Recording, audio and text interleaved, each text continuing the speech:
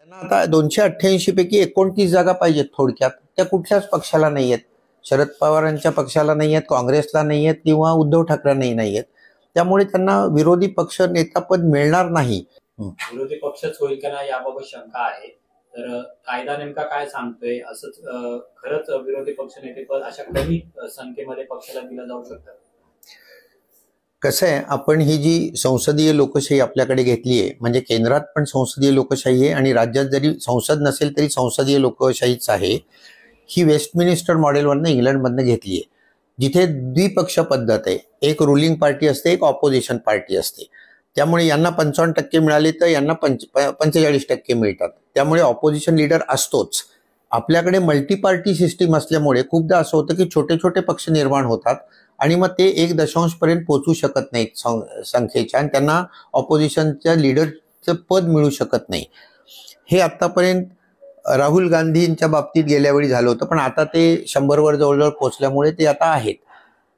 प्रथमच आता असं महाराष्ट्रात होणार आहे माझ्या कल्पनेने. याच्या आधी पण झालेलं आहे, परंतु आत्ता या क्षणाला हा निकाल खूप वैशिष्ट्यपूर्ण लागलाय, म्हणजे अनएक्सपेक्टेड लागलाय.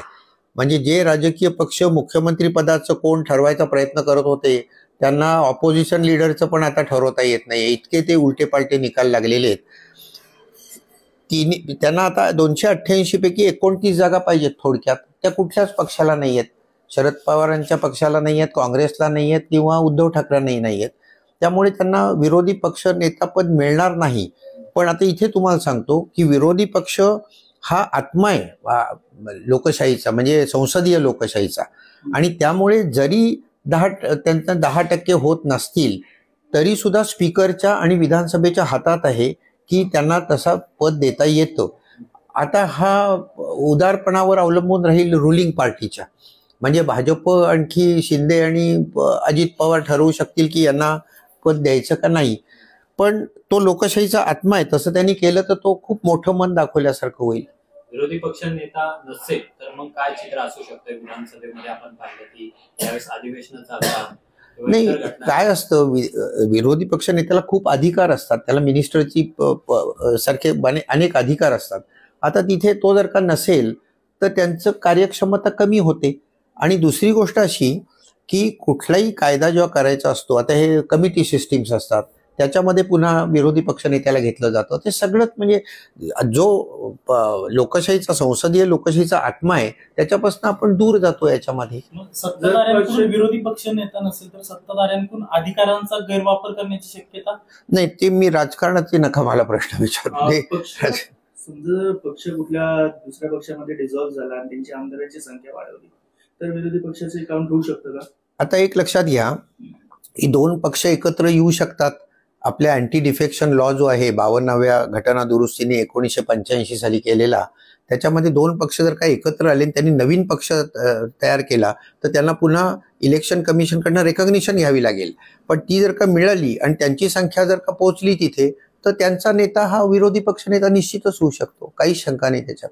जो महाराष्ट्र नवनिर्माण पक्ष आहे जो राज ठाकरेंचा, त्या पक्षाला सर 3 आमदार निवडून येणे किंवा मतांची टक्केवारी जी आहे ते 8% असणे गरजेचं होतं. तसं होताना दिसत नाहीये.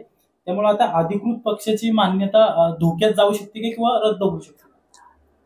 काय असतं, इलेक्शन जे पॉलिटिकल पार्टीज आहे त्याचं रेकग्निशन जे आहे ते इलेक्शन कमिशनच्या हातात असतं आणि त्याला रेकग्नाइज्ड पॉलिटिकल पार्टी म्हणतात. त्याच्यासाठी इलेक्शन कमिशनकडे तुमची घटना, त्याच्यात अनेक तरतुदी लागतात, सगळं सबमिट करायचं. त्यांना ते मान्य झालं तर ते तुम्हाला मान्यता देतात आणि then you become a recognised political party.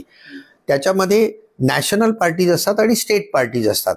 तर त्याचे अनेक नियम आहेत. तुम्ही आता म्हणालात तसं की 6% मतदान पाहिजे किंवा 3 लोक निवडून यायला पाहिजेत वगैरे वगैरे. त्या जर का नियमात बसलं नाही तर त्या पक्षाचं रेकग्निशन, म्हणजे स्टेट पार्टी म्हणून रेकग्निशन जाईल किंवा नॅशनल पार्टी म्हणून रेकग्निशन जातं. तर ते तुम्ही आता चेक करा मनसेचं. मान्यता जर गेली तर पुढे काय प्रक्रिया असते? नाही, काहीच नसते प्रक्रिया. ती साधा पक्ष म्हणून राहील, तर रेकग्नाइज स्टेट पार्टी म्हणून राहणार नाही. पुन्हा मान्यता मिळण्यासाठी पुन्हा निवडणुकीला सामोरे अगदी अगदी निश्चित स्वरूपात त्या अटी पूर्ण झाल्या की तुम्ही स्टेट पॉलिटिकल पार्टी होता किंवा नॅशनल पॉलिटिकल पार्टी होता. आता उदाहरणार्थ काँग्रेस किंवा बीजेपी हे नॅशनल पार्टीज आहेत. तशा मला वाटतं 50-60 स्टेट पार्टीज आहेत. म्हणजे तुम्हाला युट्यूब याच्यावर गुगलवर सहज मिळेल. 50-60 आहेत. त्यात आता मनसे जर का ते पूर्तता करत नसेल अटींची तर ते राहणार नाही. पण ती रेकॉग्नाइज्ड पार्टी राहील, पण स्टेट रेकॉग्नाइज्ड पार्टी नाही राहणार. चिन्ह स्टेट पार्टीला आणि नॅशनल पार्टीला रिझर्व्ड चिन्ह असतं, तर ते चिन्ह जर का दिलेलं असेल ऑलरेडी तर ते राहील. परंतु दुसऱ्या पक्षाला ते नाही चिन्ह घेता येणार. आत्ताची पोझिशन तशी आहे. म्हणजे आगामी निवडणुकीमध्ये मनसेला त्यांचं चिन्ह वापरता येऊ शकतं. हो, इंजिन चालू शकतं. आपल्या शहरातील ताज्या घडामोडी पाहण्यासाठी हल्लाबोल भारत न्यूजला सबस्क्राईब करा आणि बेल आयकॉन प्रेस करा.